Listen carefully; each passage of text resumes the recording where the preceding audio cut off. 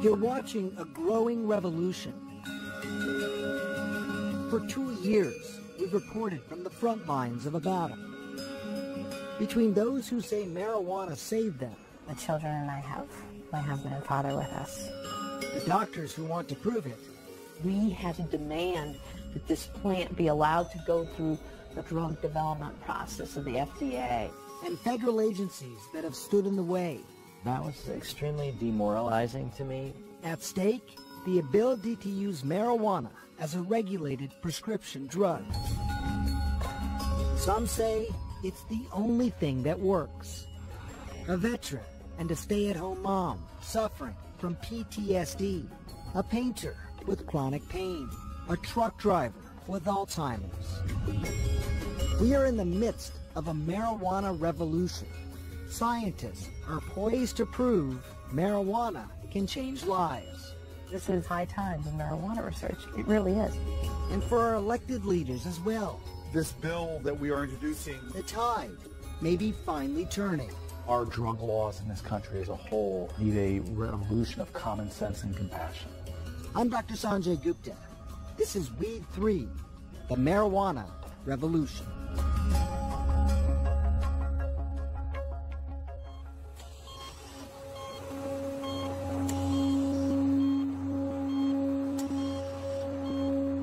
I just went every day and sat by his bedside, and they told me that he'd wake up the next day, and he didn't. Then he didn't wake up the next day, and he didn't. He was 5 days in intensive care while I held vigil over his bedside. It was a very difficult time. I don't like to even really go there. Chrissy Kernan doesn't want to go back to that day in 2011 when her husband Sean overdosed on prescription drugs. It was the most terrible and horrifying thing I've ever been through.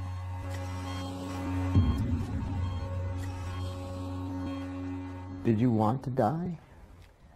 I just wanted to end it that second. It was I wanted to end, I wanted to stop. Sean Kernan wanted it to end because the drugs he hoped would save him were killing him. Couldn't stick on anyone and I just wanted to end, so I did something that, thank God, it wasn't permanent.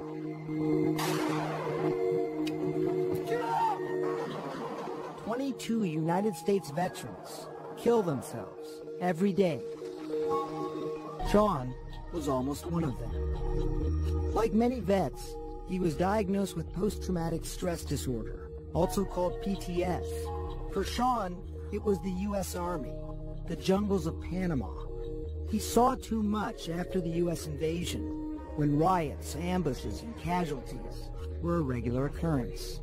There's the sad times, losing friends and people who you served with, and you start to question everything. Questions that lingered when he got home.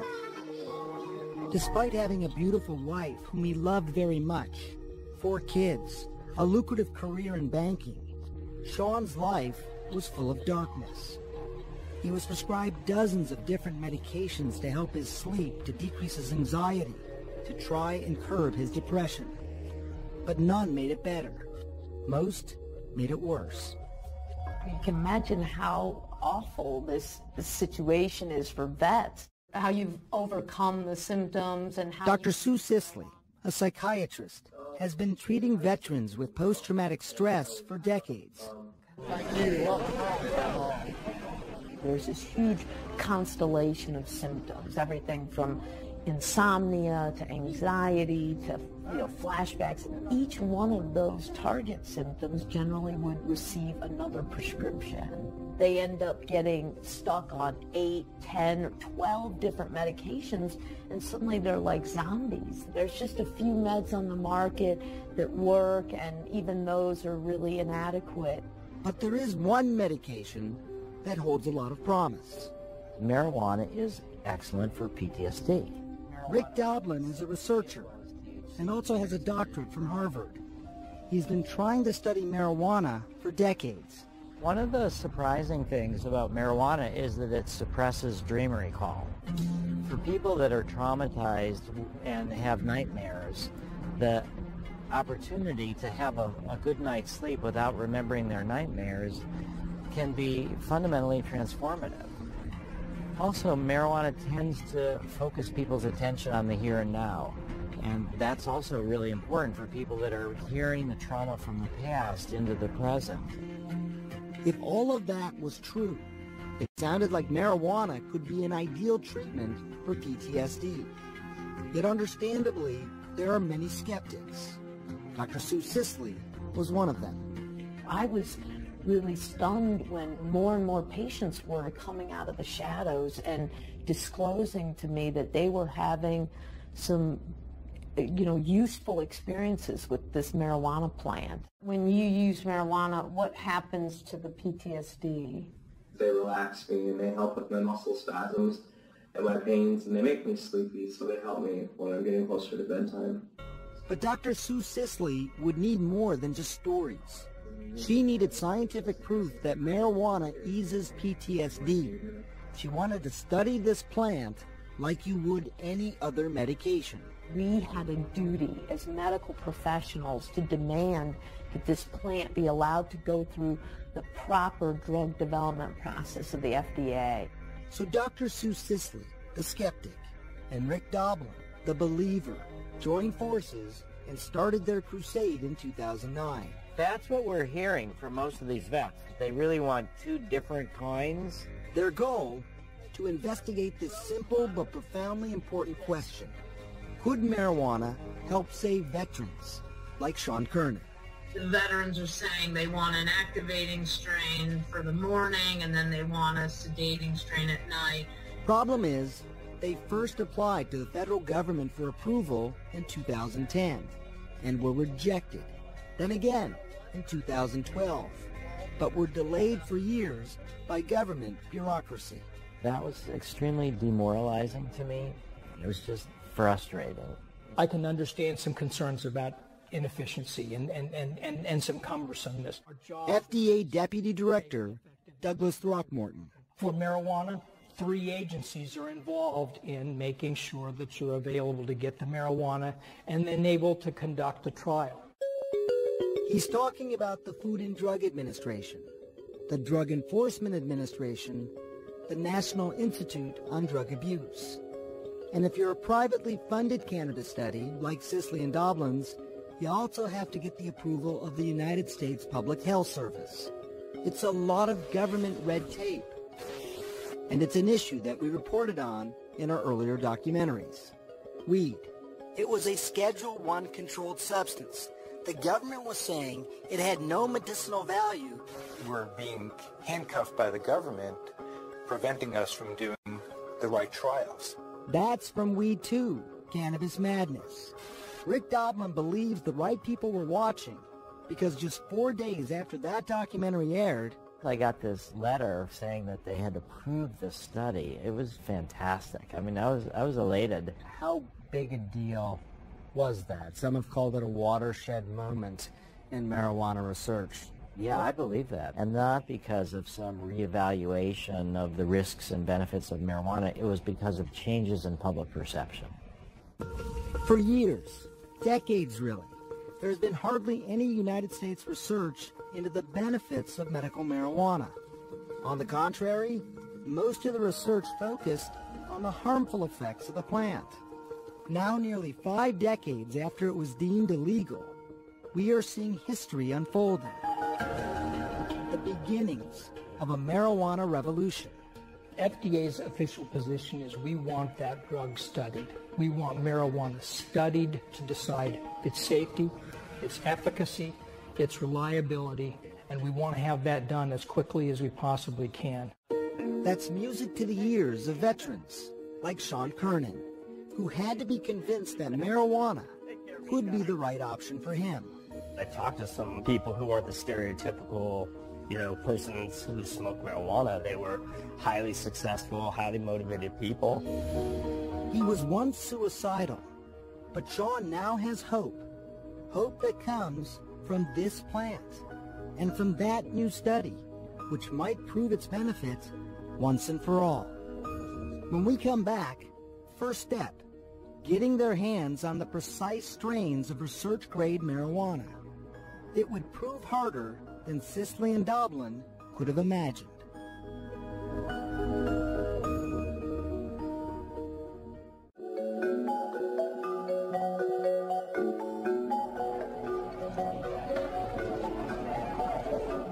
Oxford, Mississippi, the middle of the campus of Ole Miss. This was our first visit here, 2 years ago, spring 2013. I can't remember the last time we actually grew more than an acre. Since the 1970s, this field has been the only place in the United States where scientists can get marijuana to dispense and research. The reason? To control the quality and distribution all the way from the soil to the study.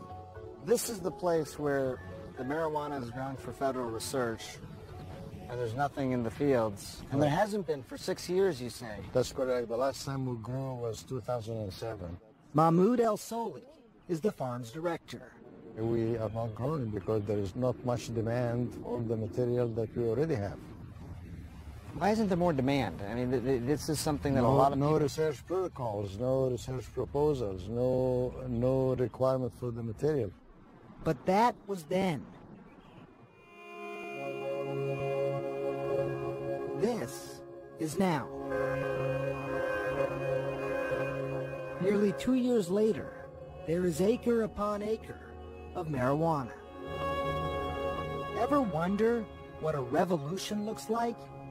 A lush field of green for scientists. Scientists like Rick Doblin and Sue Sisley, who hope to get research-grade marijuana from these fields for the first ever federally approved clinical study to see if marijuana can treat the symptoms of PTSD. I have to say I'm kind of stunned because, I mean, I think we were standing pretty much in the same spot and there was nothing here. Exactly, yeah. A year and a half ago. Exactly. Are you as surprised as I am? To be honest with you, yes. In the last year alone, the federal government has increased their production of pot by 30-fold, from just 46 pounds to 1,400 pounds. The government anticipates studies on everything from cancer to pain to epilepsy, and they want to have the marijuana ready to push science forward. NIDA will give the marijuana, and if we don't have it, we'll have to grow it. Dr. Nora Volkov is the director of the National Institute on Drug Abuse. They're the agency in charge of the field and responsible for dispensing marijuana for government-approved research. We try to anticipate what researchers are going to need, and so we had, based on that, expanded our production. Production of plants high in THC, the psychoactive part, plants high in CBD, the therapeutic part, and plants that are a combination of both. But one of the precise strains, the precise dose that Doblin and Sisley need, one that they believe might help save Sean Kernan, is not here yet. As part of our investigation, we learned that particular strain is available from other growers in the United States, but those farms cannot provide it for this federally approved study. Doblin and Sisley will have to wait for the grow at Ole Miss. When Rick Doblin got his study approved back in March, there were specific strains, as you know, that he wanted. Yes. Did you have the strains for him at that time? No, if I had, I would have delivered. You have to develop the strains, you have to get the right material, the right composition, and then you have to propagate it and produce the final product. And all of that takes time, causing potentially deadly delays. Our focus has to be what's best for the patients. How do we get this available to the patients, many of whom are committing suicide because of PTSD? While Rick Doblin waits for his cannabis to be grown, let me just have a quick listen to your breathing. This man doesn't have to. Ole Miss already had the strain that oncologist Dr. Donald Abrams needed for his newest study. So remember, this is a two-part experiment. And what he is doing is yet another sign of the revolution. You put up your medical cannabis. It's something we first saw in Israel 2 years ago. Filling up the spoon, so that's your medicine inside there. And never thought we'd see in the United States. A patient using marijuana, like this, in a hospital room. It's unique, it's different. I never thought I'd be smoking weed in the hospital. This is San Francisco General, an academic teaching hospital that, because of Dr. Abrams, has a stash of marijuana in their pharmacy. It is stored next to all the other medications. And Abrams is using it to see if it can relieve chronic pain in patients with a rare blood disorder. Janelle Lachose is a painter. She was also born with sickle cell anemia and has been in pain for as long as she can remember. Can I exhale now? She says marijuana makes her nearly pain-free. How long after you smoke do you start to have some sort of relief of your pain? Instantly. It's like instantly. Within minutes? Yeah, a couple minutes afterwards, you can feel the relief of pain. Janelle's in the study because she wants to know for sure, is marijuana safer and more effective than powerful painkillers and narcotics? With marijuana, even though I may be buzzed, I can interact with life more so than with pills. Treating pain is the most common use for medical marijuana. It may be the anti-inflammatory effects or even the dulling of pain receptors. Regardless, this study could prove to mainstream medicine what millions of medical marijuana patients already believe, that a plant may be a better pain treatment than the powerful pills that are most commonly prescribed. Do we ever get to a point where we say, look, it's a medicine, like so many other medicines out there? I was just going to tell you, I always used to say not in my lifetime, but now I'm becoming a little more cautious because who knows? Let's just wait and see. Wait and see. That's been a mantra for decades when it comes to pot. But for Rick Doblin and his veterans, the time for waiting is over. The U of A assistant professor now believes that... And yet they're about to be faced with shocking news that could put the whole PTSD study in jeopardy.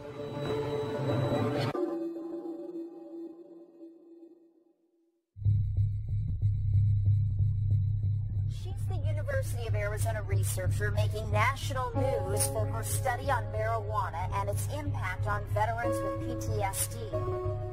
As the sun rises in Phoenix, a battle is heating up at the University of Arizona.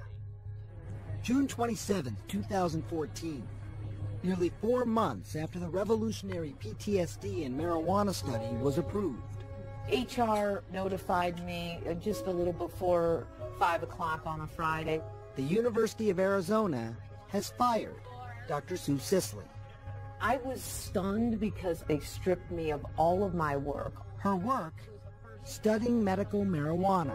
It's so disheartening for all these veterans who stood shoulder to shoulder with me. Her termination became national news. Veterans are demanding that Sue Sisley be allowed to continue her work. This kind pot study is now hitting a major snag. A snag because without a job, Sisley's historic study is without a home. Let me ask about what's going on right now. I spoke to her soon after her dismissal. What do you think's happening? I think Arizona legislature is dominated by several very extreme thinkers who are opposed to this type of research. Even though this is an FDA-approved study, it's a randomized controlled trial, the most rigorous science we can conduct in the U.S. I can say that the University of Arizona is not bound to political pressure either on research or any employee. Chris Sigurdsson is the spokesman for the University of Arizona. He insists Dr. Sisley's termination had nothing to do with marijuana research. What did you think when you heard that news? Anger. Sean Kernan is angry because he knows what's at stake. The lives of thousands of veterans every year. How important are those scientific studies to you? It makes me speechless, which is something that doesn't happen a lot. That as a society, as a university, as Arizona is, as a country that says we love our vets, we have 22 veterans killing themselves a day. Sean is particularly certain marijuana could have saved some of those lives, because in some ways, it has already saved him. After his drug overdose in 2011, he turned to cannabis as his last resort. And now, he vaporizes with it every day. That's it. The symptoms of PTSD, the anger, the irritability, when you take this, how does it make you feel? How does it address those symptoms? It allows your brain to get back into a more healthy, normal pattern of behavior versus just spiraling worse and worse out of control. Here's how scientists think cannabis can work. People with PTSD have an imbalance in their brain. Too many receptors associated with intense emotions like fear and anxiety, and not enough of a chemical that binds to these anxiety receptors to keep them calm and in check. Marijuana is filled with a chemical that can bind to these receptors and help restore balance to the PTSD brain. A balance that is helping Sean Kernan turn his life around. We really came to the conclusion that it was really the medicine for him. It seemed very effective. It does seem very effective. But for Sean, it's trial and error. How much to use, when to use, or even the best strains. And how will it affect him long term? That's why the studies are needed. How much does it concern you that there's not a lot of science behind this? That it hasn't really been studied, at least not in this country? If he wasn't doing this, the fear is he wouldn't be here. So if there are some side effects that we're going to have to deal with down the road that haven't been studied yet, I figure we'll take that when it comes. But for now, the children and I have my husband and father with us. I want to get two things. One is like when I had that morning anxiety that I can... Sean is lucky. Cannabis is a legal treatment for PTSD in California. I'd recommend like a boba push for you during the day, so you can actually still do things and function. And he has enough money to buy his marijuana. It's not covered by insurance. But so many other veterans simply don't have that option. And the Veterans Administration hospitals cannot prescribe medical marijuana because it is illegal federally, a Schedule I controlled substance. None of that is likely to change until research like Sisley's proves that cannabis is an effective, tested, mainstream medication. So to help other veterans, Sean is out front. The administrative appeal for Dr. Sisley, and then a letter from a veteran. Protesting and fighting to get the PTSD study back on track. I am going to find a home for this work, whether it's at the U of A or not. I feel such a deep sense of obligation to these veterans and to making this research happen. So Sue Sisley is about to take a big gamble. This is amazing. The chances when we come back.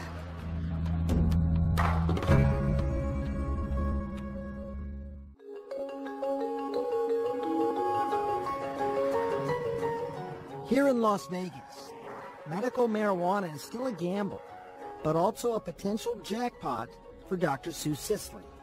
They've been courting us since the day my termination was announced. Sue Sisley, the future of her study hinges on finding a research site, like the University of Nevada, Las Vegas. Without having a specific office, you can't even get a DEA license. Without a DEA Schedule I license, I can't purchase NIDA study drugs. Las Vegas would be ideal. Progressive politics, a budding medical marijuana community, and lots of veterans.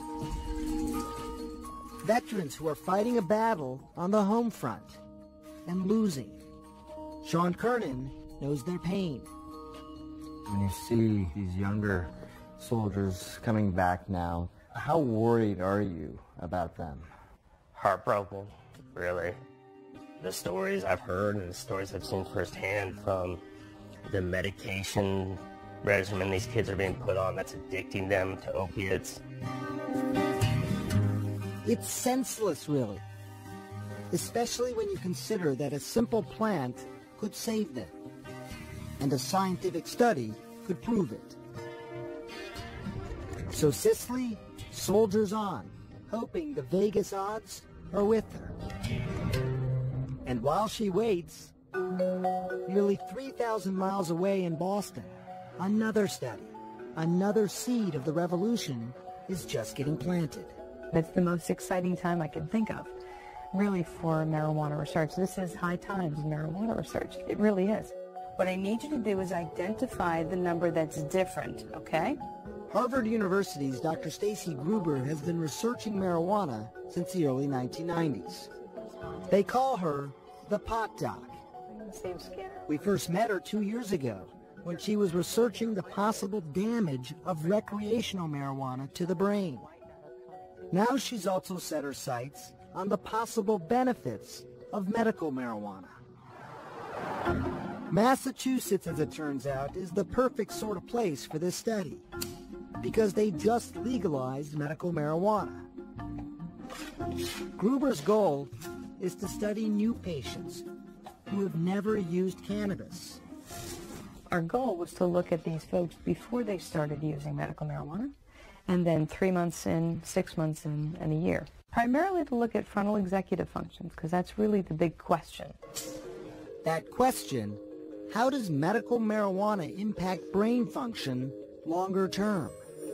And all I want you to do is name the blocks of color for me as quickly as you can. Before and after they start medicating, patients will take cognitive tests. Green, red, purple, green, red.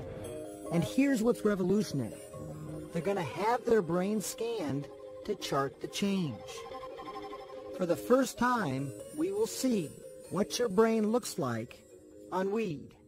Nearly half the country now has medical marijuana laws on the books. Right. This is happening, and yet one of the most fundamental questions remains unanswered. Right. That's what you're trying to do. I'd like to see what it looks like from beginning to the end. Amelia Taylor, she wants to know as well.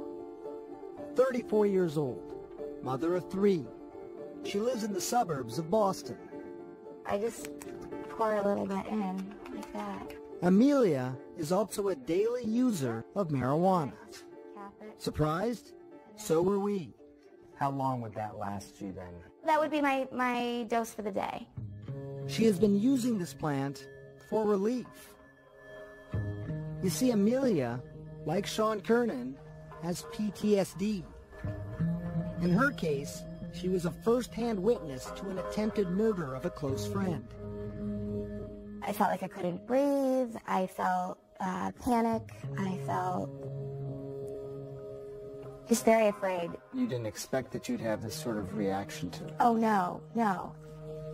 A reaction that turned her into a hermit, sheltered in her house, her bed, absent from her life as a wife and a mother.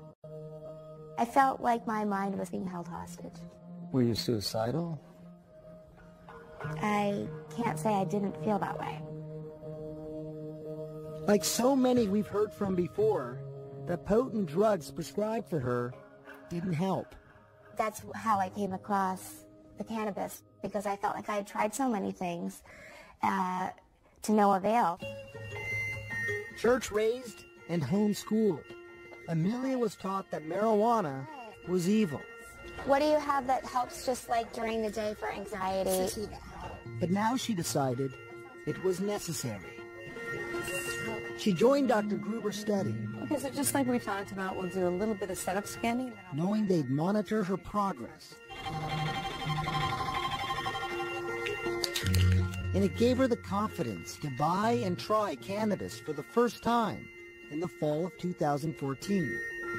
I felt really relaxed and really happy. I felt like joyful. It was such a weird experience for me because I just hadn't felt that way in a while. And it would only get better.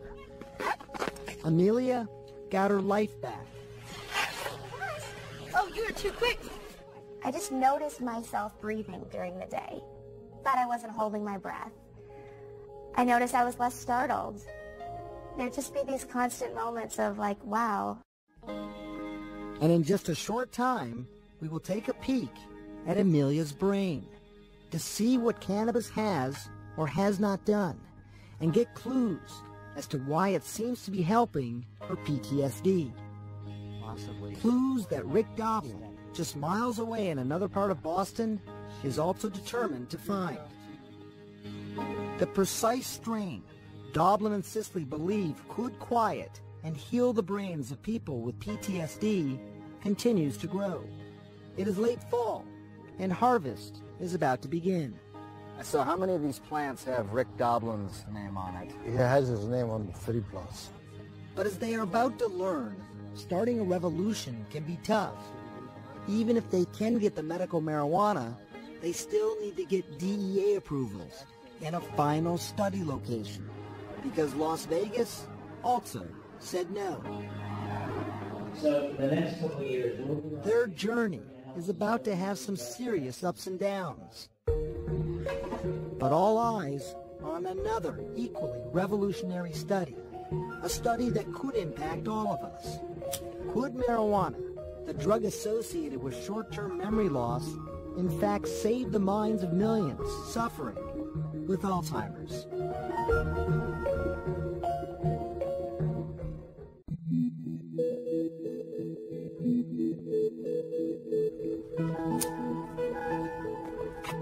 It may not look like it, but Mike Dobson is trying to save his brain.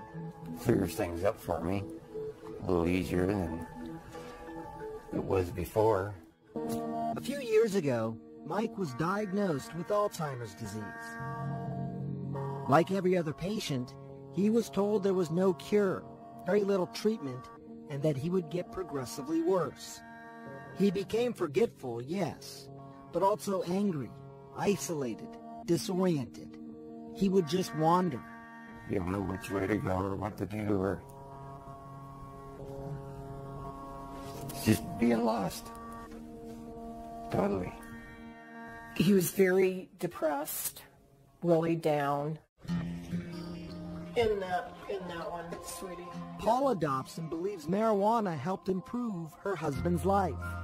His memory's still iffy, but he laughs, he can communicate.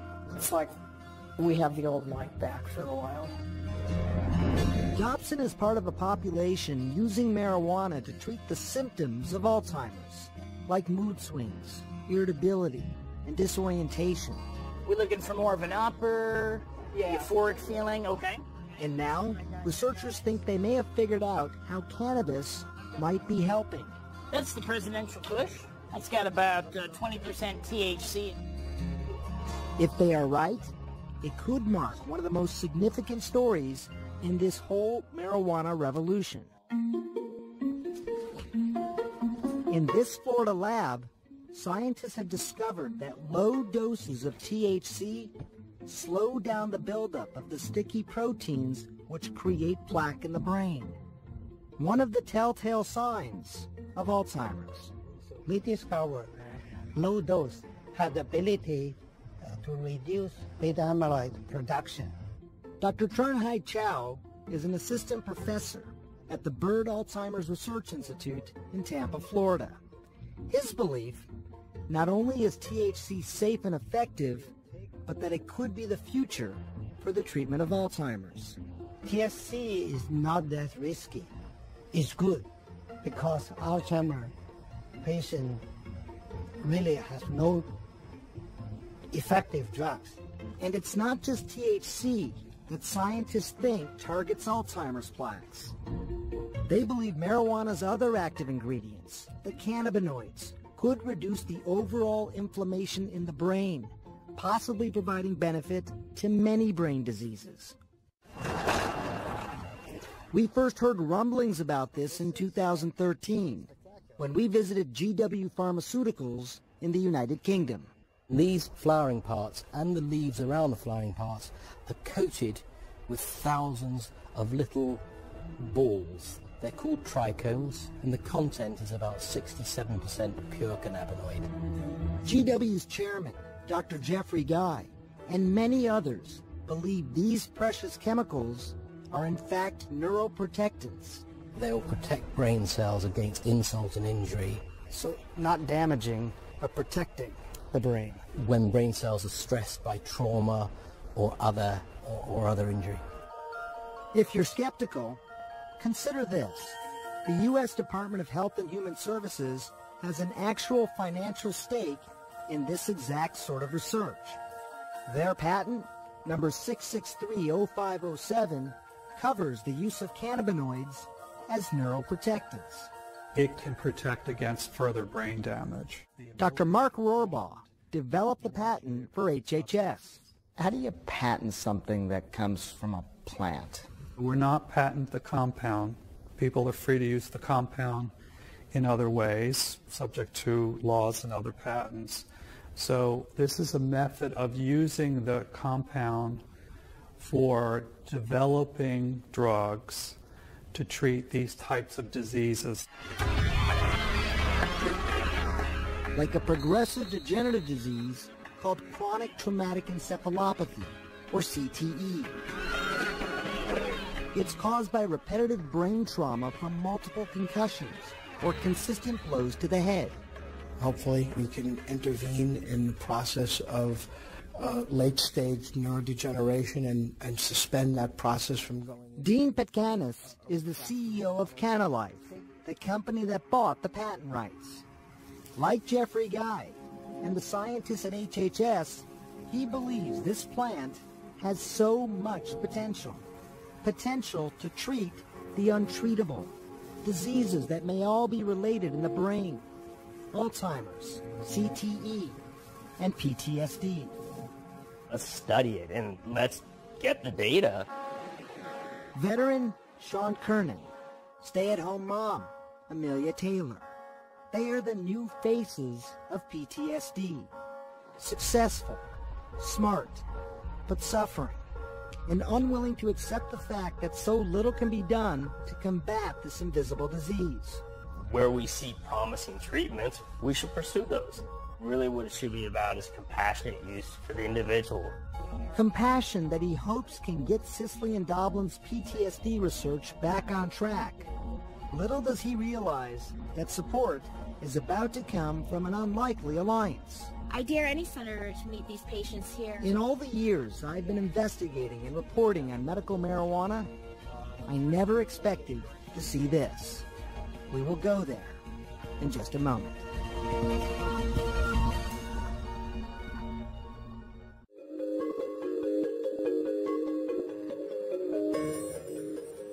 December 2014. Dr. Sue Sisley has arrived in the Mile High State of Colorado. The Board of Health is granting $9 million from a surplus tax collected on medical marijuana to now study its benefits. Sisley wants some of that money so she can set up her own research lab. Sean Kernan is here as well. I'm a survivor of a lot of the issues you guys are dealing with medical marijuana. He wants to convince the board that the PTSD and marijuana study should win. I think it's going to hopefully show what many of us vets anecdotally are experiencing, which is a simple plant that's been around for eons and is helping. And just an hour and a half later, a vote. All those in favor? Aye. Aye. The motion passes unanimously.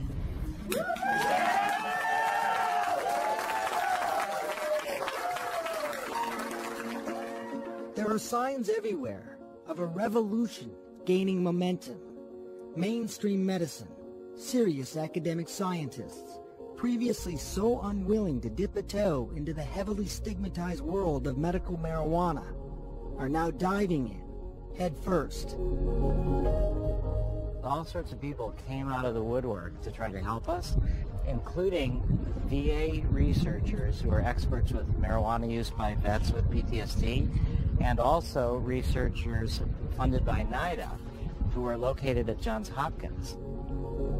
And now 1 year after the study was approved by the federal government, the plants are now fully grown, brimming with the chemicals that could hold so much promise.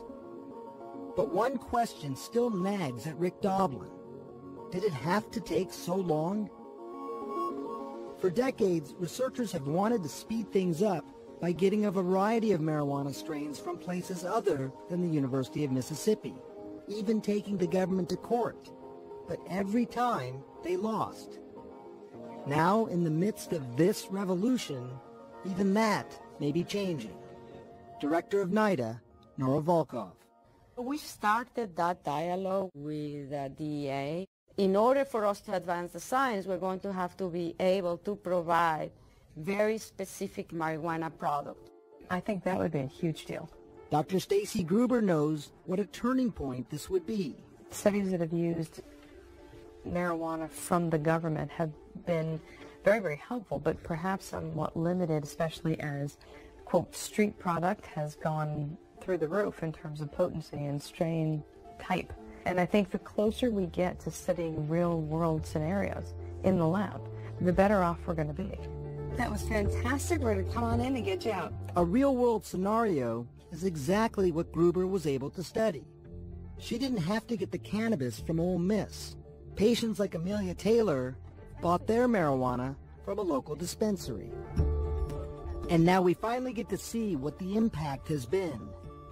Her brain on cannabis. Now remember, she's been using marijuana every day for 3 months. What we see is a very small focus. Dr. Gruber found no evidence of impairment to Amelia's brain. There was a change over here in the anterior cingulate cortex. It's a part of the brain responsible for decision-making, emotion, and empathy, which could all play a role in PTSD. Very, very compelling, and certainly leads me to want to look much more closely and much more in depth at this type of process. Most importantly, Amelia felt better, reporting a 60% decrease in anxiety, something none of her previous medications had ever done. These are exciting results for a research revolution. A revolution that these 3 senators now want to take to the next level. This bill that we are introducing seeks to right decades of wrong. March 2015, Democrats Cory Booker and Kirsten Gillibrand, along with Republican Rand Paul, have just proposed the most audacious marijuana legislation in our lifetime. If it passes, it would create a fundamental change in the way the United States views and treats marijuana. Our drug laws in this country as a whole need a revolution of common sense and compassion. For starters, it would do something scientists have been begging for. Reschedule cannabis from Schedule 1 to a much less restrictive Schedule 2 controlled substance. Once you make the class of drugs Schedule 2, you can then research it and find out what are the medical impacts and when can you use it, when does it make sense. So that is what's necessary here. It's so simple. The bill would also mandate more farms to grow research-grade marijuana and allow greater access to it for those in need, including veterans who would, for the first time, be able to get a prescription for medicinal marijuana from the VA hospitals. Let's stop the pot hypocrisy. We now have had 3 presidents that have admitted to smoking marijuana. People in public office all throughout the Senate have said, hey, I've smoked marijuana recreationally. How much of a hypocrite do you have to be to say that I broke American laws using pot as a recreational thing, and that I'm not going to support this idea that as a medicine for severely sick people, that they shouldn't be able to access this drug? It's an important question, a question that I took to the President of the United States. There's a bill on the floor of the Senate now proposing that marijuana get rescheduled from Schedule 1 to Schedule 2, saying it has no medicinal benefit to possible medicinal benefit. Do you support that? You know, I think I'd have to take a look at the details, but I'm on record as saying that not only do I think carefully prescribed medical use of marijuana may in fact be appropriate, and we should follow the science as opposed to ideology on this issue.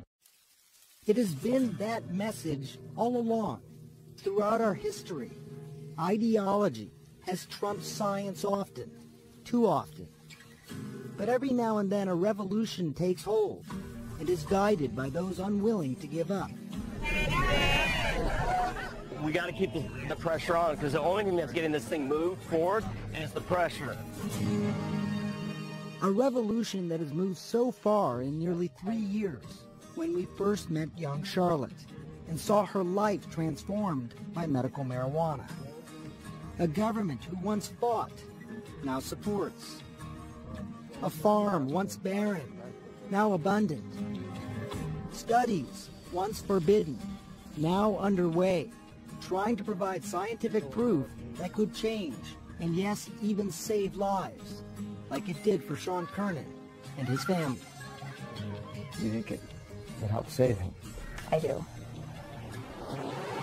You know, we've walked down those roads together, and it's been a process that has been by no means fun or painless. But we're here today, and that's kind of how we look at it, and we look at it from the perspective of helping others.